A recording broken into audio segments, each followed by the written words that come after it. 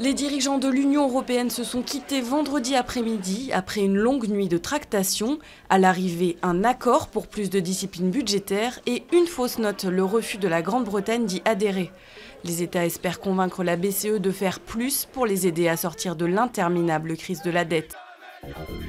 Joseph Kabila, réélu à la tête de la République démocratique du Congo.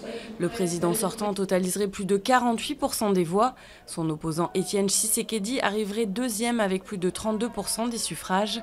Un décompte qualifié d'illégal et tendancieux par ses partisans. Le scrutin a été émaillé d'irrégularités et de violences.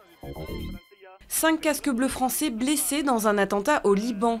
Une bombe a explosé au passage de leur jeep à Tyr, dans le sud du pays. La France condamne et l'opposition libanaise accuse la Syrie de l'avoir commandité. C'est le 3e attentat de ce type en 8 mois contre des soldats de l'ONU. Une grève des billets pour protester contre les nouveaux horaires. Une association d'usagers invite les passagers à ne plus présenter leur titre de transport. 85% des horaires de la SNCF changeront dimanche.